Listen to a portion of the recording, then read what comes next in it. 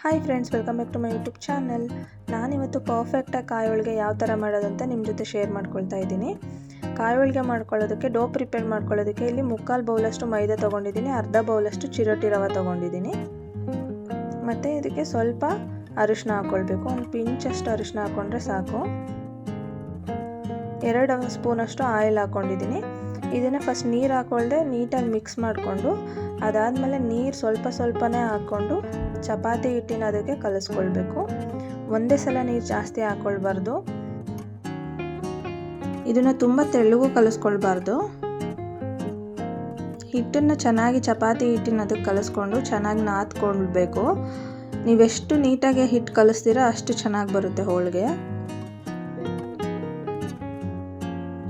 ನೋಡಿ, ಈ ಥರ ನಾನು ಹಿಟ್ಟನ್ನು ಕಲಿಸ್ಕೊಂಡಿದ್ದೀನಿ ಚಪಾತಿ ಹಿಟ್ಟಿನ ಅದಕ್ಕೆ. ತುಂಬ ಗಟ್ಟಿನೂ ಇಲ್ಲ, ತುಂಬ ತೆಳ್ಳಗೂ ಇಲ್ಲ, ಸ್ಮೂತಾಗಿದೆ. ಅದ್ರ ಮೇಲೆ ಇವಾಗ 2 ಸ್ಪೂನ್ ಎಣ್ಣೆ ಹಾಕ್ಕೊಂಡು ಇನ್ನೊಂದು ಸ್ವಲ್ಪ ನಾದ್ಕೊಳ್ಬೇಕು. ಸಾಫ್ಟ್ ಆಗುತ್ತೆ ಹಿಟ್ಟು, ಅದಕ್ಕೋಸ್ಕರ.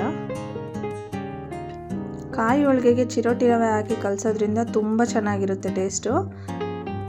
ನೋಡೋಕ್ಕೆ ಕ್ರಿಸ್ಪಿಯಾಗಿರುತ್ತೆ, ಬಟ್ ಒಳಗಡೆ ತಿನ್ನುವಾಗ ಅದು ಸಾಫ್ಟಾಗಿರುತ್ತೆ, ಟೇಸ್ಟ್ ಚೆನ್ನಾಗಿರುತ್ತೆ. ನೋಡಿ, ಇವಾಗ ನಾನು ಇಲ್ಲಿ ಚೆನ್ನಾಗಿ ನಾದ್ಕೊಂಡಿದ್ದೀನಿ. ಇದ್ರ ಮೇಲೆ ಇನ್ನೊಂದು 3 to 4 ಸ್ಪೂನಷ್ಟು ಆಯಿಲ್ ಹಾಕ್ಬಿಟ್ಟು ಒಂದು 2 ಅವರ್ಸ್ ಇದನ್ನು ಬಿಟ್ಬಿಡಬೇಕು. ನಿಮಗೆ ಟೈಮ್ ಇಲ್ಲ ಅಂದರೆ 1 ಅವರ್ ಬಿಡ್ಬೋದು. ನಾನಿಲ್ಲಿ 2 ಅವರ್ಸ್ ಇದನ್ನು ನೆನೆಸಿಟ್ಟು ಬಿಟ್ಬಿಡ್ತೀನಿ. ಇದನ್ನು ಲಿಡ್ ಕ್ಲೋಸ್ ಮಾಡಿ 2 ಅವರ್ಸ್ ಬಿಡ್ತೀನಿ. ಇವಾಗ ಇಲ್ಲಿ ನಾನು 2 ತೆಂಗಿನಕಾಯಿ ತೊಗೊಂಡಿದ್ದೀನಿ. 2 ತೆಂಗಿನಕಾಯಿನ ನಾವು ಹಸಿ ತೆಂಗಿನಕಾಯಿ ತೊಗೊಳ್ಬಾರ್ದು, ಒಣಗಿರೋ ತೆಂಗಿನಕಾಯಿ ತೊಗೊಳ್ಬೇಕು. ಆವಾಗ ಹೋಳಿಗೆ ತುಂಬ ಚೆನ್ನಾಗಿರುತ್ತೆ. ನೀರು ಹಾಕ್ದೇ ಸ್ವಲ್ಪನೇ ಮಿಕ್ಸರ್ ಜಾರ್ಗೆ ಹಾಕಿ ತೆಂಗಿನಕಾಯಿನ ರುಬ್ಕೊಳ್ಬೇಕು. ಹಸಿ ತೆಂಗಿನಕಾಯಿ ಹಾಕ್ಬಿಟ್ರೆ ಹೋಳಿಗೆ ಟೇಸ್ಟ್ ಚೆನ್ನಾಗಿರಲ್ಲ ಮತ್ತು ಬೇಗ ಹಾಳಾಗುತ್ತೆ. ಅದಕ್ಕೋಸ್ಕರ ನೀವು ಚೆನ್ನಾಗಿ ಒಣಗಿರೋ ತೆಂಗಿನಕಾಯಿ ತೊಗೊಳ್ಳಿ. ನಾನಿಲ್ಲಿ 2 ತೆಂಗಿನಕಾಯಿ ತೊಗೊಂಡಿದ್ದೀನಿ.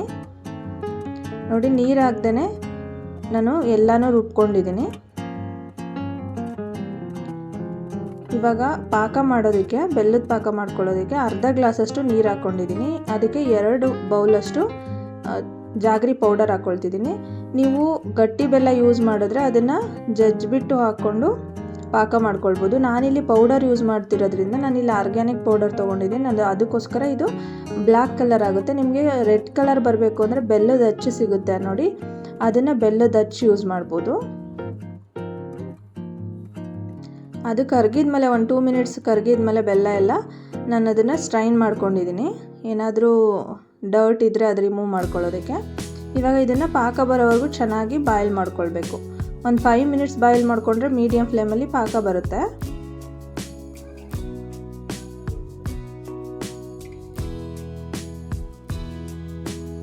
ನೋಡಿ, ಇವಾಗ ಪಾಕ ಬಂದಿದೆ ಇಲ್ವಾ ಅಂತ ನಾನು ಚೆಕ್ ಮಾಡ್ತಾ ಇದ್ದೀನಿ. ಈ ಥರ ಪ್ಲೇಟಲ್ಲಿ ನೀರು ತೊಗೊಂಡು ಹಾಕಿದರೆ ನೋಡಿ, ಈ ಥರ ಅದು ಸ್ಪ್ರೆಡ್ ಆಗಬಾರ್ದು, ಕೈಗೆ ಈ ಥರ ಉಂಡೆ ಕಟ್ಟಕ್ಕೆ ಬರಬೇಕು. ಆವಾಗ ಆಗಿದೆ ಅಂತ. ಇದು ರೆಡಿಯಾಗಿದೆ ಪಾಕ. ನಾನು ಇವಾಗ ತೆಂಗಿನಕಾಯಿ ಮಿಕ್ಸರ್ ಮಾಡಿ ಇಟ್ಕೊಂಡಿದ್ನಲ್ಲ ಅದನ್ನು ಹಾಕ್ಕೊಳ್ತಾ ಇದ್ದೀನಿ. ನಾನು ಯಾವ ಬೌಲಲ್ಲಿ ಬೆಲ್ಲದ ಪೌಡರ್ ತೊಗೊಂಡಿದ್ದೆ ಅದೇ ಬೌಲಲ್ಲಿ ಮೆಜರ್ಮೆಂಟ್ ತೋರಿಸ್ತಾ ಇದ್ದೀನಿ ನೋಡಿ ನಿಮಗೆ. ಅದೇ ಬೌಲಲ್ಲಿ 3 ಬೌಲಷ್ಟು ತೆಂಗಿನಕಾಯಿ ಆಗಿದೆ. 3 ಬೌಲ್ ತೆಂಗಿನಕಾಯಿಗೆ ಅದೇ ಬೌಲಲ್ಲಿ 2 ಬೌಲಷ್ಟು ಬೆಲ್ಲದ ಪೌಡರ್ ತೊಗೊಂಡಿದ್ದೀನಿ. ಇವಾಗ ಮೀಡಿಯಮ್ ಫ್ಲೇಮಲ್ಲಿ ಇದನ್ನು ಚೆನ್ನಾಗಿ ಮಿಕ್ಸ್ ಮಾಡ್ಕೊಳ್ಬೇಕು.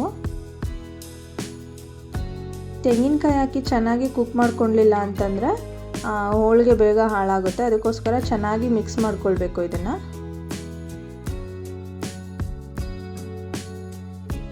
ಅದು ಸ್ವಲ್ಪ ನೀರಿನ ಅಂಶ ಇರುತ್ತಲ್ವ, ಅದೆಲ್ಲ ಹೋಗಬೇಕು. ಆ ಥರ ಚೆನ್ನಾಗಿ ಮಿಕ್ಸ್ ಮಾಡ್ಕೊಳ್ಬೇಕು. ಒಂದು 5 to 10 ಮಿನಿಟ್ಸ್ ಚೆನ್ನಾಗಿ ಮಿಕ್ಸ್ ಮಾಡ್ಕೊಳ್ಬೇಕು. ನಾನು 10 ಮಿನಿಟ್ಸ್ ಚೆನ್ನಾಗಿ ಮಿಕ್ಸ್ ಮಾಡ್ಕೊಂಡಿದ್ದೀನಿ. ಚಿರೋಟಿ ರವೆನ 1.5 ಸ್ಪೂನಷ್ಟು ನಾನು ಫ್ರೈ ಮಾಡಿ ಹಾಕ್ಕೊಂಡಿದ್ದೀನಿ. ಒಂದು 30 ಸೆಕೆಂಡ್ಸ್ ಫ್ರೈ ಮಾಡಿ ಹಾಕ್ಕೊಂಡ್ರೆ ಸಾಕು. 1 ಸ್ಪೂನಷ್ಟು ಗಸಗಸೆ ಹಾಕ್ಕೊಳ್ತಾ ಇದ್ದೀನಿ. ಮತ್ತು ಅರ್ಧ ಸ್ಪೂನಷ್ಟು ಏಲಕ್ಕಿ ಪೌಡರ್ ಹಾಕ್ಕೊಳ್ತಿದ್ದೀನಿ. ಇದೆಲ್ಲ ಹಾಕ್ಬಿಟ್ಟು ಇನ್ನೊಂದು 2-3 ಮಿನಿಟ್ಸ್ ಚೆನ್ನಾಗಿ ಮಿಕ್ಸ್ ಮಾಡ್ಕೊಳ್ಬೇಕು. ನಿಮಗೆ ಗೊತ್ತಾಗುತ್ತೆ, ಮಿಕ್ಸ್ ಮಾಡ್ತಾ ಮಾತ್ರ ಒಂದು 3 ಮಿನಿಟ್ಸ್ ಮಿಕ್ಸ್ ಮಾಡಿದ್ರೆ ಸಾಕು. ಅದೆಲ್ಲ ತಿಕ್ಕಾಗುತ್ತೆ, ಅಲ್ಲಿವರೆಗೂ ಚೆನ್ನಾಗಿ ಮಿಕ್ಸ್ ಮಾಡಬೇಕು. ಜಾಸ್ತಿ ಓವರ್ ಕುಕ್ ಕೂಡ ಮಾಡಬಾರ್ದು.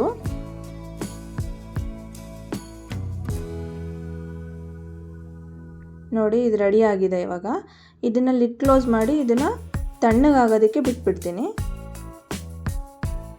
ಇವಾಗ ನೋಡಿ 2 hours ಆದಮೇಲೆ ತೋರಿಸ್ತಾ ಇದ್ದೀನಿ ಎಷ್ಟು ಚೆನ್ನಾಗಿ ಇದು ರೆಡಿಯಾಗಿದೆ. ಕೋಕೋನಟ್ ಫಿಲ್ಲಿಂಗ್ ಕೂಡ ಇದು ತಣ್ಣಗಾಗಿದೆ. ಕೈಗೆ ಸ್ವಲ್ಪನೇ ಎಣ್ಣೆ ಸವರ್ಕೊಂಡು ನಾವು ಡೋ ಪ್ರಿಪೇರ್ ಮಾಡ್ಕೊಂಡಿರ್ತೀವಲ್ಲ ಅದನ್ನು ಚಿಕ್ಕ ಚಿಕ್ಕ ಸೈಜಲ್ಲಿ ಒಂದು ಬಾಲ್ ಸೈಜಲ್ಲಿ ತೊಗೊಂಡ್ಬಿಟ್ಟು ಈ ಥರ ಸ್ಪ್ರೆಡ್ ಮಾಡ್ಕೊಳ್ಬೇಕು. ನಾನು ತೋರಿಸ್ತಿದ್ದೀನಲ್ಲ ಆ ಥರ ಕೈ ಮೇಲೆ ಇಟ್ಕೊಂಡು ಸ್ಪ್ರೆಡ್ ಮಾಡ್ಕೊಳ್ಬೋದು, ಇಲ್ಲ ಈ ಥರನಾದರೂ ಮಾಡ್ಕೊಳ್ಬೋದು.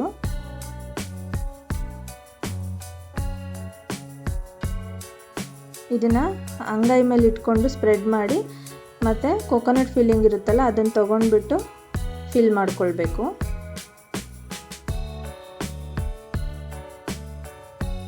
ನಾವೆಲ್ಲೂ ಅದು ಓಪನ್ ಆಗಬಾರ್ದು, ಸ್ವಲ್ಪನೂ ಕಾಣಿಸ್ಬಾರ್ದು, ಆ ಥರ ನೀಟಾಗಿ ಫಿಲ್ ಮಾಡ್ಕೊಳ್ಬೇಕು.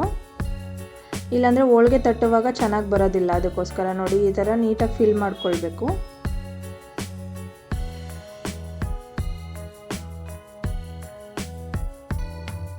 ನೋಡಿ ಈ ಥರ ಚೆನ್ನಾಗಿ ಫಿಲ್ ಮಾಡಿಕೊಂಡು ಇವಾಗ ಹೋಳಿಗೆ ತಟ್ಟೋದು ಯಾವ ಥರ ಅಂತ ನಿಮಗೆ ತೋರಿಸ್ತೀನಿ.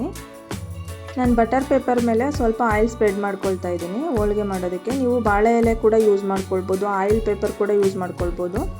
ನೋಡಿ ಸ್ಟಾರ್ಟಿಂಗ್ ಈ ಥರ ಕೈಯಲ್ಲೇ ಸ್ವಲ್ಪ ಫ್ಲ್ಯಾಟ್ ಮಾಡ್ಕೊಳ್ಬೇಕು ಹೋಳಿಗೆನ. ಕೈಯಲ್ಲೇ ತಟ್ಕೊಂಡು ಆಮೇಲೆ ನೀವು ಲಟ್ಟಣಿಗೆ ತೊಗೊಂಡು ಅದರಲ್ಲಿ ಲಟ್ಟಿಸ್ಕೊಳ್ಬೋದು. ನೋಡಿ ಫಸ್ಟ್ ನಾನು ಕೈಯಲ್ಲೇ ಸ್ವಲ್ಪ ಹೋಳಿಗೆ ತಟ್ಕೊಂಡು ಅದಾದಮೇಲೆ ಈ ಥರ ಲಟ್ಟಣಿಗೆ ತೊಗೊಂಡು ಅದಕ್ಕೆ ಸ್ವಲ್ಪ ಎಣ್ಣೆ ಹಚ್ಕೊಂಡು ಮಾಡ್ಕೊಳ್ತಾ ಇದ್ದೀನಿ. ಈ ಥರ ಮಾಡಿದ್ರೆ ಹೋಳಿಗೆ ತೆಳ್ಳಗೆ ಬರುತ್ತೆ. ಕೈಯಲ್ಲಿ ಅಷ್ಟು ತೆಳ್ಳಗೆ ತಟ್ಟೋದಕ್ಕೆ ಆಗೋದಿಲ್ಲ.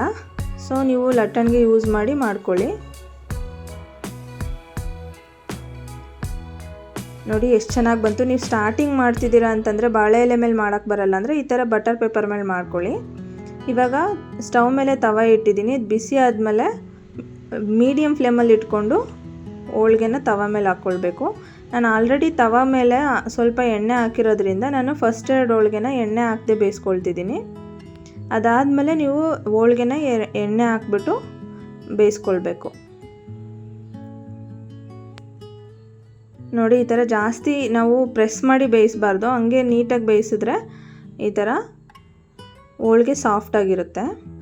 ರೆಡಿಯಾಗಿದೆ. ಇದು ಗೋಲ್ಡನ್ ಬ್ರೌನ್ ಕಲರ್ ಬರೋವರೆಗೂ ಬೇಯಿಸ್ಕೊಳ್ಬೇಕು. ನೋಡಿ ಎಷ್ಟು ಚೆನ್ನಾಗಿ ರೆಡಿ ಆಯಿತು ಹೋಳಿಗೆ. ಟೇಸ್ಟ್ ಅಂತೂ ತುಂಬ ಚೆನ್ನಾಗಿರುತ್ತೆ. ನಾನು ಮತ್ತೆ ಇವಾಗ ಇನ್ನೊಂದೆರಡು ಹೋಳಿಗೆ ಮಾಡಿ ನಿಮಗೆ ತೋರಿಸ್ತೀನಿ. ನೋಡಿ ಈ ಥರ ನಿಮಗೆ ಅಂಗೈ ಮೇಲೆ ಇಟ್ಕೊಂಡು ಸ್ಪ್ರೆಡ್ ಮಾಡ್ಕೊಳ್ಬೇಕು, ಅವಾಗ ಈಸಿಯಾಗಿ ಬರುತ್ತೆ.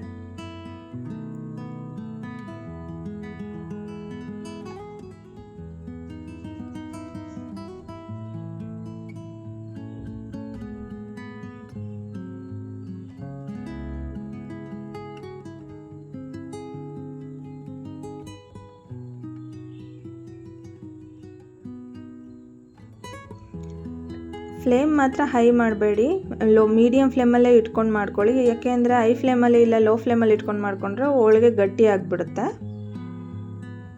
ಮೀಡಿಯಮ್ ಫ್ಲೇಮಲ್ಲೇ ಇಟ್ಕೊಂಡು ಚೆನ್ನಾಗಿ ಹೋಳಿಗೆ ಬೇಯಿಸ್ಕೊಳ್ಬೇಕು. ನೋಡಿ ಈ ಥರ ತವ ಮೇಲೆ ಆಯಿಲೆಲ್ಲ ಡ್ರೈ ಆದಮೇಲೆ ನೀವು ನೆಕ್ಸ್ಟ್ ಹೋಳಿಗೆನ ಆಯಿಲ್ ಹಾಕ್ಬಿಟ್ಟು ಬೇಯಿಸ್ಕೊಳ್ಬೇಕು. ಇಲ್ಲಾಂದರೆ ಹೋಳಿಗೆ ಡ್ರೈ ಆಗಿಬಿಡುತ್ತೆ. ಅದಕ್ಕೋಸ್ಕರ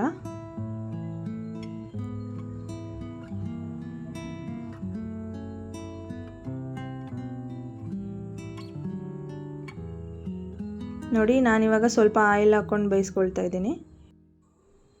ಇದೇ ಥರ ತುಂಬ ಈಸಿಯಾಗಿ ಎಲ್ಲ ಹೋಳಿಗೆನೂ ಮಾಡ್ಕೊಳ್ಬೋದು. ನಾನು ತೋರಿಸಿರೋ ಮೆಜರ್ಮೆಂಟಲ್ಲೇ ಮತ್ತು ನಾನು ತೋರಿಸಿರೋ ಮೆಥಡಲ್ಲಿ ಯೂಸ್ ಮಾಡಿಕೊಂಡು ನೀವು ಮಾಡಿ. ಬಿಗಿನರ್ಸ್ ಆಗಿದ್ದರೂ ಕೂಡ ತುಂಬ ಚೆನ್ನಾಗಿ ಹೋಳಿಗೆ ಬರುತ್ತೆ. ನೀವು ಫಸ್ಟ್ ಟೈಮ್ ಮಾಡ್ತಿದ್ರು ಕೂಡ ತುಂಬ ಚೆನ್ನಾಗಿ ಮಾಡ್ಕೊಳ್ಬೋದು. ನನಗೆ ಬೇಳೆ ಹೋಳಿಗೆ ಅರ್ಧ ಹೋಳಿಗೆ ಮೇಲೆ ತಿನ್ನೋದಕ್ಕಾಗೋದಿಲ್ಲ, ಅಷ್ಟೊಂದು ಇಷ್ಟ ಆಗೋದಿಲ್ಲ. ಬಟ್ ಕಾಯಿ ಹೋಳಿಗೆ ಅಂದರೆ ತುಂಬ ಇಷ್ಟ, ತುಂಬ ಚೆನ್ನಾಗಿರುತ್ತೆ. ನೀವು ಕೂಡ ಟ್ರೈ ಮಾಡಿ ನೋಡಿ, ನಿಮಗೂ ತುಂಬ ಇಷ್ಟ ಆಗುತ್ತೆ. ನೀವು 1-2 ಬೇಳೆ ಹೋಳಿಗೆ ತಿನ್ನೋರು 4-5 ಕಾಯಿ ಹೋಳಿಗೆ ತಿಂತೀರಾ, ಅಷ್ಟು ಚೆನ್ನಾಗಿರುತ್ತೆ. ನೀವು ಒಂದು ಹೋಳಿಗೆ ಬೇಯೋ ಅಷ್ಟರಲ್ಲಿ ಇನ್ನೊಂದು ಹೋಳಿಗೆನ ತಟ್ಟಿ ರೆಡಿ ಮಾಡಿ ಇಟ್ಕೊಂಡ್ರೆ ಬೇಗ ಬೇಗ ಹೋಳಿಗೆ ಮಾಡ್ಕೊಳ್ಬೋದು. ನೀವು ಕೂಡ ಇದೇ ಥರ ಹೋಳಿಗೆ ಟ್ರೈ ಮಾಡಿಬಿಟ್ಟು ನೋಡಿ, ನಿಮಗೆ ಖಂಡಿತವಾಗ್ಲೂ ಇಷ್ಟ ಆಗುತ್ತೆ. ನೆಕ್ಸ್ಟ್ ಟೈಮಿಂದ ತುಂಬ ಈಸಿಯಾಗಿ ಮಾಡ್ಕೊಳ್ತೀರಾ. ನಾನು ಕೂಡ ನೋಡಿ ಎಲ್ಲ ಹೋಳಿಗೆನ ರೆಡಿ ಮಾಡ್ಕೊಂಡಿದ್ದೀನಿ. ತುಂಬ ಚೆನ್ನಾಗಿತ್ತು. ನೀವು ಕೂಡ ಟ್ರೈ ಮಾಡಿ. ಈ ವಿಡಿಯೋ ನಿಮಗೆಲ್ಲ ಇಷ್ಟ ಆಗಿದ್ದರೆ ಲೈಕ್ ಮಾಡಿ, ಶೇರ್ ಮಾಡಿ, ಕಮೆಂಟ್ ಮಾಡಿ ಮತ್ತು ನನ್ನ ಚಾನಲ್ನ ಸಬ್ಸ್ಕ್ರೈಬ್ ಮಾಡ್ಕೊಳ್ಳಿ. Thanks for watching.